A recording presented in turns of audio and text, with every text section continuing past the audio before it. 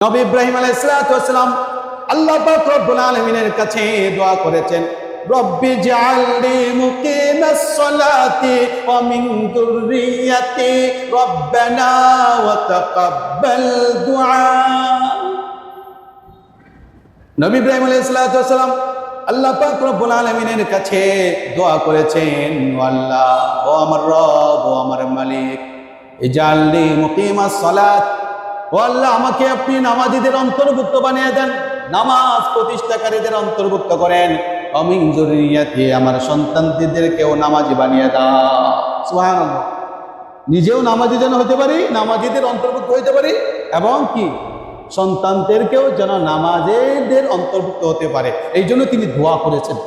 নামাজে আইসা কতজন বাবা আছে, কতজন মা আছে তার ঘরে, কতজন ভাই আছে তার ভাইয়ের জন্যে, কতজন বাবা আছে তার সন্তানের জন্য, কতজন মা আছে তার সন্তানের জন্য, মেয়ের জন্য, ছেলের জন্য। দুইটা হাত তুলে দোয়া করি, ও আল্লাহ, আমাকে নামাজীদের অন্তর্ভুক্ত করে রেখো, এবং আমার সন্তান, আমার ভাই, আমার আত্মীয় স্বজনদেরকেও নামাজি বানায় রেখো। কয়বার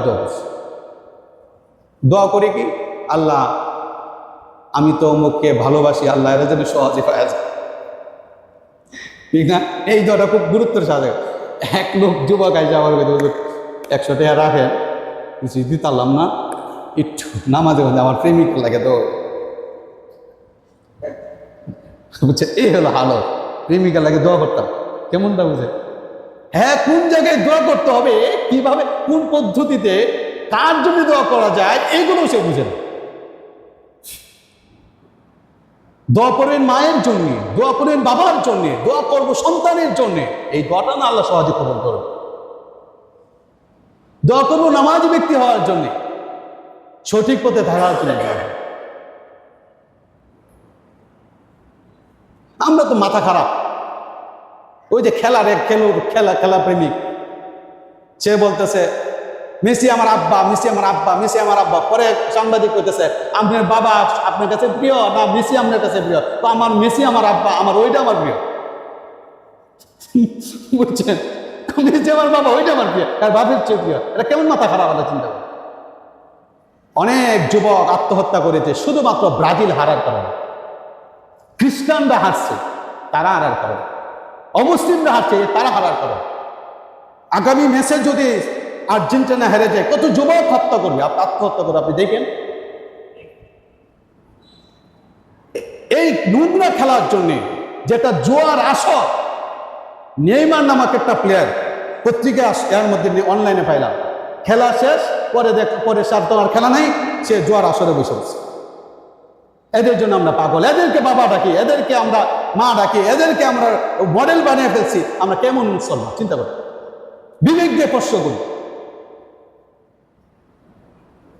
ধন্যবাদ ওই সমস্ত ফুটবলারদের জন্য যারা ফুটবল খেলে, তারা জোয়ার যে অ্যাডভার্টাইজের যে টাকা, সেই টাকা নেওয়া থেকে তারা দূরে রয়েছে। অনেক ফুটবলার আছে জোয়ার টাকা থেকে তারা কোনো কমিশন নেয় নাই। এবং ওই সমস্ত ফুটবলারদের জন্য আমাদের শুভকামনা, দোয়া করি আল্লাহ তাআলা যেন তাদেরকে পরিপূর্ণ হেদায়েত দান করে। যারা এই খ্রিস্টানদের মহামারীতে থাকার পরেও, যারা, আমি আবার বলছি, যারা এই খ্রিস্টান অমুসলিমদের এক ধ্বংসাত্মক মহামারীতে থাকার পরেও গণহত্যার শিকার, নির্মম নির্যাতনের শিকার, জুলুমের শিকার, পৃথিবীর সবচেয়ে নির্যাতনের শিকার ওই নির্যাতিত ফিলিস্তিনের গাজার মুসলমানদের অসহায়ের পিছনে অর্থ দিয়ে সহযোগিতা করেছে। কথা বলেন ঠিক কিনা? নিজেকে তো খুব দেশপ্রেমিক দাবি করতে পারি, নিজেকে অনেক সুশীল মনে করি, অনেক বড় নেতা দাবি করি, অনেক বড় রাজনীতির ক্যারিয়ারে সফল মনে করি, কিন্তু আজকে দেখা যায় অনেক মানুষকে চোখের সামনে কুকুরের মতো হত্যা করা। এই যে আমাদের এক ভাই, এই 32-এর জাহাঙ্গীর ভাই,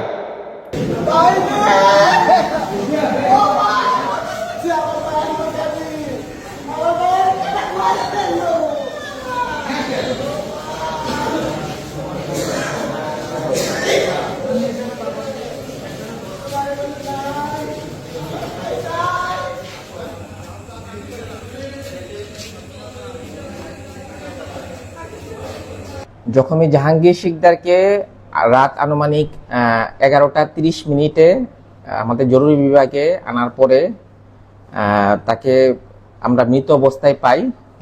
জাহাঙ্গীর ভাইকে কিছু মানুষ তার বাড়ির সামনে, গ্রামের বাড়ির সামনে, ইটনা মিঠাইমনের দিকে বাড়ি, উনাকে ছুরি দিয়ে আঘাত করতে করতে তাকে হত্যা করে ফেলেছে।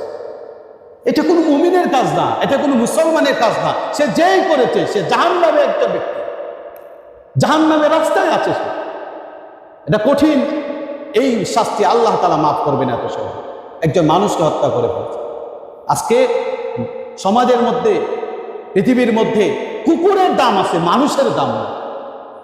কুকুরের দাম আছে, মানুষের দাম না।